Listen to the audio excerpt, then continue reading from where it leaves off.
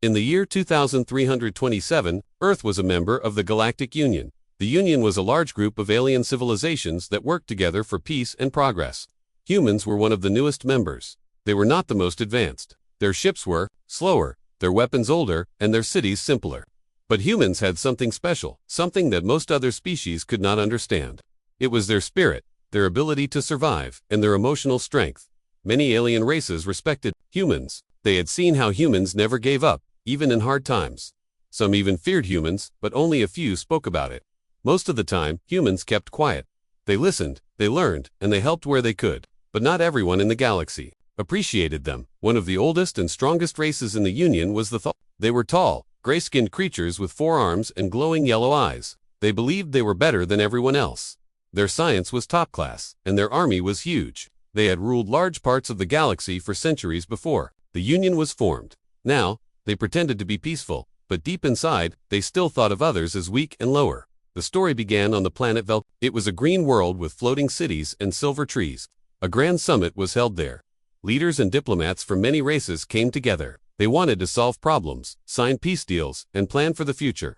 Earth had sent a small group, led by Captain Laura Grant. She was a calm and smart woman in her early 40s. Her voice was soft, but her eyes were sharp. With her were a few skilled officers, including a young tech expert named Leo Brooks, and a quiet alien translator named Nira. Everything was peaceful at first. There were speeches, dinners, and small meetings. Then came the second day. It was time for the Thalkarn leader, High Speaker Varnock, to give his address. He stood tall in his silver robe and looked around the hall with pride. "It is good," he said, "that even the simpler species are allowed to be part of this great union. Even humans, with their short lives and emotional minds, now sit among the stars." Some races in the hall shifted uncomfortably. Others stayed silent. Captain Laura remained still. Her hands were folded on the table, her face calm. "I do not blame the humans," Varnock continued, smiling coldly. "They are like children, curious, noisy, and often angry. But they try, and that is something." Leo Brooks looked at Laura with wide eyes. Nira translated softly in her ear, even though Laura had understood every word. The insult was clear, but she gave no reaction. After the speech, Laura stood and thanked the Thalkarn. Her words were polite, her tone was steady, but her eyes were colder now. That night, while others drank and danced under the stars of Velcaris, Laura sat alone in her room and sent a message to Earth Command. It was short and coded, requesting silent approval. Protocol, Edge 7, situation developing. Back on Earth, in a quiet control center buried deep under the Rocky Mountains, a man named Commander Marcus Lane read the message. He was in his 50s, with short gray hair and a tired look in his eyes. He had seen war. He had seen what humans could do when they were pushed too far. He did not smile. He just nodded to the officer next to him. "Prepare Edge 7, quietly." No one at the summit knew what had begun. No one except the humans. The next day, the Thalkarn continued their show of pride. They handed out gifts and spoke loudly about their victories. They even joked about Earth's past, its wars, its old cities, its emotional leaders. Once again, Laura listened. She did not speak much, but she watched. She noted everything. When the summit ended, Earth's delegation left early. They gave no reason. They just said, "Duty calls." In the weeks that followed, strange things happened. Human ships stopped joining patrols. Earth's embassies in distant sectors closed without warning. Joint projects with other alien species were paused. Most thought Earth was simply tired or busy. But some, the older races, began to worry. The Scifi, wise and peaceful race with crystal skin and floating eyes, sent a message to the Thalkarn. "Apologize to the humans. You may not understand them, but you must respect them." Varnock laughed. "What will they do? Sing sad songs at us? Humans are too emotional. They are not a threat." Meanwhile, Earth Command was quiet. No speeches, no threats. Just silence. Ships moved in the shadows. Codes were updated. Signals changed. The world did not see guns or fire, but a storm was growing. Commander Lane walked through a dark hallway in the Earth Defense Center. On the walls were photos of missions, some public, most secret. He stopped at a small picture. It showed a town in flames, from a war long past. He whispered to himself, "They always forget, until it's too late." The story of humans in space had always been one of survival. They were not the strongest or the smartest, but they were the most determined. They had built cities on dust-covered planets, made friends in strange places, and learned the languages of stars. But above all, they remembered. Every insult, every loss, every time someone said, "You can't." On Velcaris, the Thalkarn cleaned up after the summit. Their ships flew back home, full of pride. They believed the humans had left in shame, but somewhere, In deep space, far from any known map, a small human ship sat in silence. Its name was the Horizon Dawn. It had no weapons on display. No lights flashed, but inside, a team was watching, listening, and preparing. Captain Laura Grant stood in front of a screen. A map of Thalkarn space appeared. She touched a red dot. We start here.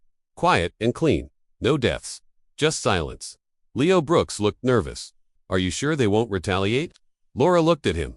They don't know us yet, but they will. Far away, Varnak sat on his golden throne. He laughed with his advisors. Humans, he said, raising a glass. So soft. So emotional. And in that moment, somewhere in the quiet dark of the galaxy, a switch was flipped. The humans were not angry, were ready, and someone had just made the worst mistake of their life. The Thalkarn went back to their empire, pleased with themselves. They believed they had shown strength at the summit. Their leader, High Speaker Varnak, gave speeches about how humans were weak. He told his people that Earth would soon fall, in line, like all the others, but far away. On Earth and in secret places across space, humans had already started to move. They said nothing in public. They made no threats. Yet one by one, human diplomats left meetings early.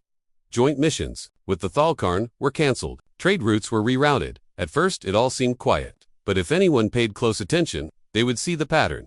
Commander Marcus Lane watched the data from his office under the Rocky Mountains. He had a small team of trusted officers. They all worked in silence. Lane spoke only when needed. The Thalkarn still believe we are soft. That gives us time.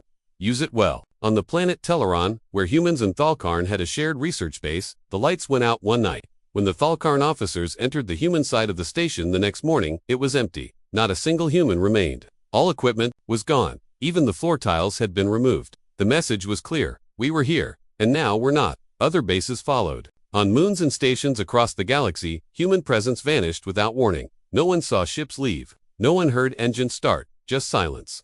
And wherever they left, strange things began to happen. Doors refused to open. Power systems failed. Machines broke without reason. The Thalkarn thought it was bad luck. But some of their scientists began to worry. They had studied humans for years, but they never understood their systems fully. And now, they could not stop what was happening. Back on Earth, in a city under the sea, Captain Laura Grant met with a council of quiet leaders. No titles, no fancy uniforms. Just people who had kept the peace in the galaxy for years by knowing when to act and when to wait. Laura spoke first. They called us children. They laughed at our past. But they made one mistake. They thought silence means fear. An older woman across the table nodded. Are you asking for approval? No, Laura said. I'm telling you. The action has begun. In Thalkarn space, confusion grew. Their ships lost contact with command centers. Their supply depots stopped working. Long-distance signals were scrambled. They sent scout ships to investigate. None returned. At first, they blamed pirates. Then, they blamed the Serac or the Udari. But both races denied it and gave warnings. The Serac elder sent a message directly to High Speaker Varnak. You were warned. Their silence is the sound before the storm. Varnak growled and shut the message. He told his war council, this is nothing, just fear and rumors. Send more ships. Show strength. They sent more ships. And more ships vanished. In one case, a Thalkarn warcruiser arrived at a border station where humans used to operate. The station floated in space, dark and quiet. Life signs, no heat. The cruiser sent a team inside. The team found every room clean. No damage, no mess. Just a single note left on a wall screen. It read, you were told. Now you will learn. Back on Earth, Commander Lane spoke with Leo Brooks, who had returned from Leo looked nervous. Sir, are we really doing this without fighting? Without any shots fired? Lane looked at the large screen on the wall. It showed the Thalkarn Empire slowly going dark, one light at a time. We're not fighting, Leo, we're reminding them, humans don't start wars, but we do finish them. In the Thalkarn capital, the mood changed. Citizens were scared. Food shipments were delayed. Power cuts became common. People blamed the government. Riots started in small cities. Whispers grew. The humans did this. The humans are angry. Some even believed humans had powers beyond science. Ghost stories were told in the streets, stories of ships disappearing, machines turning off, and shadows in space. Varnak ordered a full lockdown, shut down rumors, control the news, prepare for war. But there was no war to fight, no enemy to see. Captain Laura, now aboard a deep space vessel named Quiet Wind, listened to messages coming from Thalkarn space. Fear, anger, confusion. She looked at her team. They still don't understand. This isn't about ships or lasers. It's about pressure. It's about silence. She pressed a button. Somewhere deep in Thalkarn space, a data hub shut down forever. A few days later, The Galactic Union called for an emergency meeting. Races from across the stars gathered. Most already knew what was happening, even if no one said it directly. The Sarek speaker stood up. We asked the Thalkarn to admit their mistake. Apologize to the humans. Stop this before it is too late. The Uteri nodded. We have worked with humans. We know their limits, and we know what happens when those limits are crossed. Varnock refused. We will not bow to an emotional, backward race. They are using tricks, nothing more. But even as he spoke, his home planet suffered a total blackout. Back in the control room on Earth, Lane folded his arms. They'll never see it coming because they still think we're playing by their rules. It was not a war, it was a lesson. And the humans were just getting started. The Thalkarn Empire had never looked so weak. For centuries, they ruled their part of the galaxy with pride. They had powerful ships, strong armies, and proud traditions. But now, they were confused. Their technology was failing. Their ships were not working. And worst of all, they had no idea who was doing it. High Speaker Varnock sat in the war chamber with his top generals. The room, once full of confidence, was now full of fear. Reports came in from every corner of the empire. Supply depots had gone dark. Battlecruisers had vanished. Communications were full of static. A general shouted, "We must strike back. Find the humans and destroy their systems." Varnock slammed his fist on the table. Where they hide in the dark, they fight like ghosts. Meanwhile, in a small control room aboard the human ship Quiet Wind, Captain Laura Grant watched the same galaxy map. Red dots showed key Thalkarn systems. One by one, those dots turned gray. No weapons, she said to her team. Just silence and fear. Leo Brooks sat at his station, still amazed. They're falling apart, and we haven't even touched their homeworld. That's not the point, Laura replied. We want them to feel alone. Cut off, forgotten. Across Thalkarn space, strange things kept happening. On one planet, their main food station stopped producing. Engineers could not fix it. A hidden message was found in the system. You should have listened. In deep space, a patrol fleet chased a signal they thought was from a human ship. It led them into a nebula. Inside, they found nothing but silence. The ships stopped working, and the crew had to wait for rescue. But rescue never came. Back on Earth, Commander Marcus Lane met with a small group of leaders. No cameras, no reporters. Just quiet planning. They still refuse to speak with us, Lane said. They think asking for peace means losing face. Then, let them feel the cost. One leader replied, no damage, no death, just the edge of the knife. The human plan was not to destroy. It was to make the Thalkarn question everything. They wanted the Empire to break itself, and it was working. In Thalkarn cities, protests began. People wanted answers. Why was food missing? Why were power plants failing?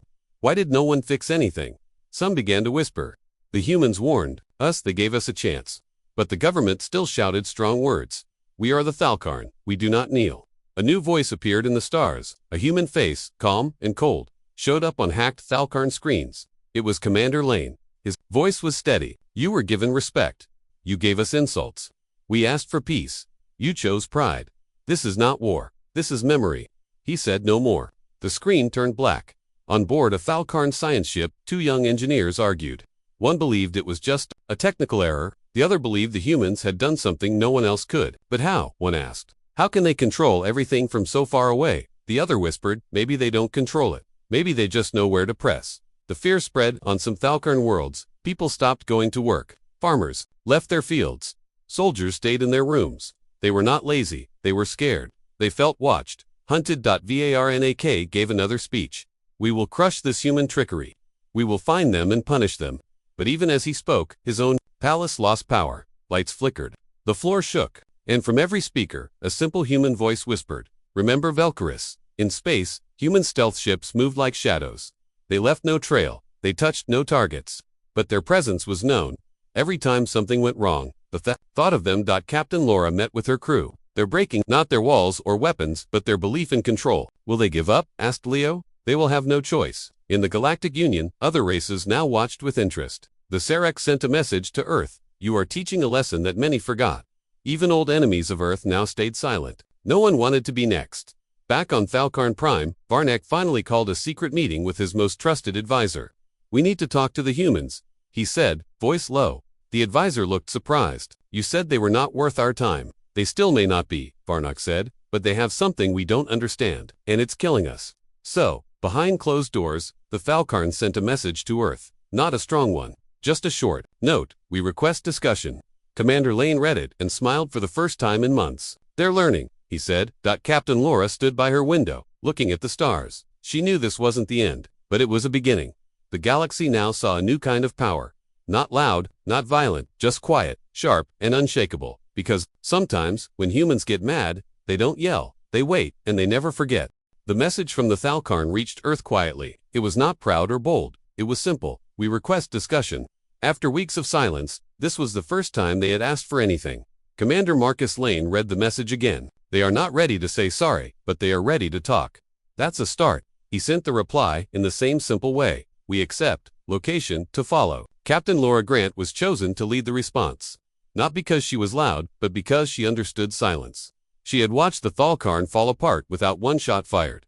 The meeting place was a small, quiet space station near a neutral star. It was old but safe. No weapons, no warships, just words. When the Thalkarn ship arrived, it looked smaller than usual. The crew walked slower. Their heads were not held high. They had lost their pride. High Speaker Varnak came in with only 2 guards. He looked tired. He sat across from Laura in a plain metal room. No flags, no music, just 2 chairs and a table. He started. You did this without war. Without battle. Laura nodded. We warned you. We asked for respect. You gave us insults. Varnak looked down for a long time. He said nothing.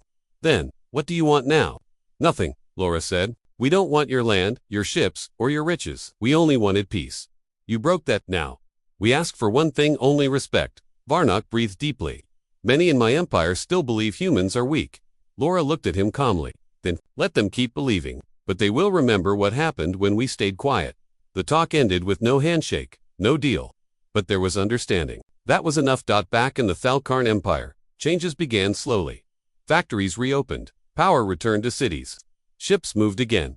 But everything felt different.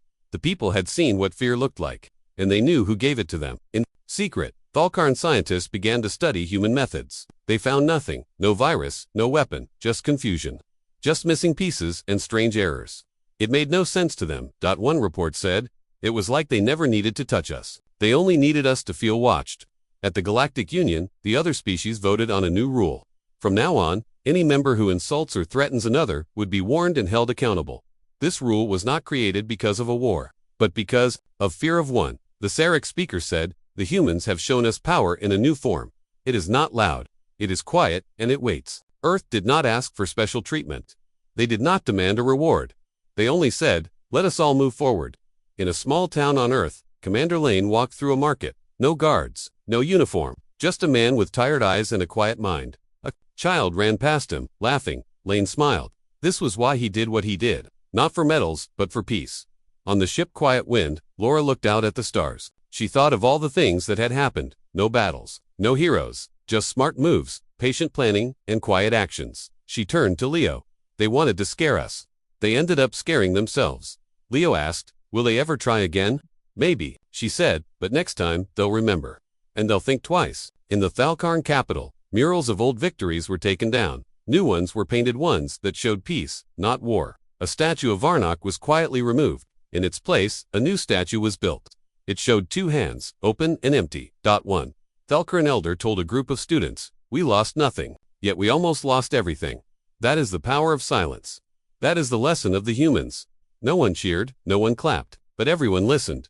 In the years that followed, Earth grew stronger in the Union, not by force, but by trust. They had shown what no one else dared to show, that being calm did not mean being weak. The galaxy had many powerful races, but now they knew. There was one they should never push too far, because humans did not forget, and when they got mad, they did not shout. They waited. And when the time came, they acted. Quietly. Completely, and without mercy. The war that never began was over. Across the stars, the name of Earth was now spoken with care, not with fear, but with respect. The humans had done something no one expected. They had won without fighting, and that victory changed everything. The Thalkarn, once proud and loud, were now quiet.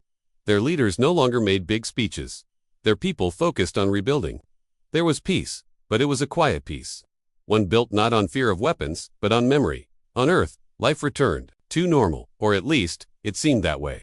People still went to work, laughed with friends, and enjoyed the small things. But deep in the heart of Earth Command, the people who had led the silent strike watched and waited.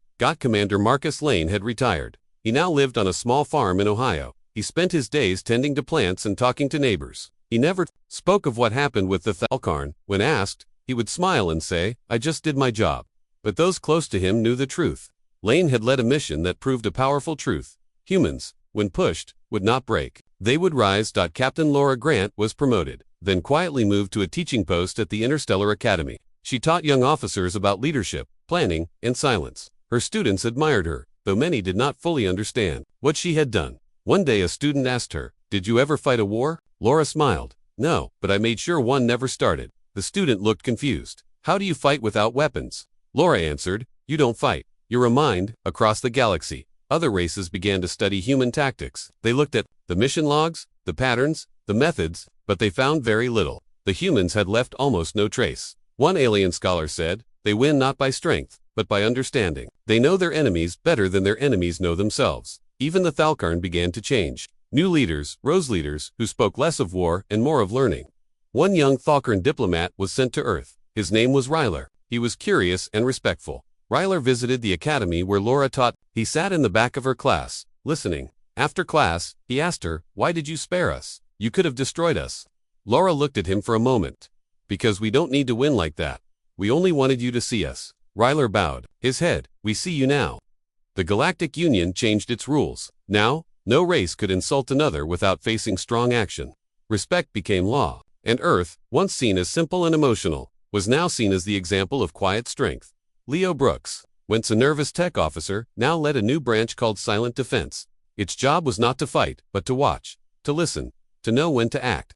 "We are not the strongest," Leo said in a speech, "but we are the ones who endure. That is our power." In space, the ship Quiet Wind was retired. It was placed in a museum on Mars. Visitors walked through its halls, reading about the mission that changed the galaxy. Children touched the walls and asked questions. One small plaque near the control room read, "They didn't fire a single shot, but they were heard louder than any war." Years passed. The memory of the Thalkarn mistake became a lesson taught in schools across many worlds. Not to shame them, but to remind others. A Sarek teacher once told her class, "When you meet a human, remember this. They smile easily, but never mistake that smile for weakness." Back on Earth, Marcus Lane walked through his field one evening. The sky was clear. Stars shone above. He stopped and looked up. He thought of the past, of the messages, the signals, the silent steps they took. He thought of how close they had come to war, and how they had stopped it. His wife joined him, carrying 2 cups of tea. She handed him one. "Thinking again?" she asked. "Always," Lane replied. "Dude, you regret anything?" He shook his head. "No, we did what we had to do, and we did it the human way. Quiet, patient, and clear." She nodded. "And now they know," he smiled. "Yes, now they know." In the deep archives of the Galactic Union, a new file was added. It was short, only one sentence. "Never make humans mad." That file became the most read document in Union history. Not because it told a long story, but because it told the truth. Humans were not the biggest, they were not the fastest, they were not the most advanced. But when the time came, they stood, they remembered, and they acted. With care, with control, with quiet power, and the galaxy would never forget it.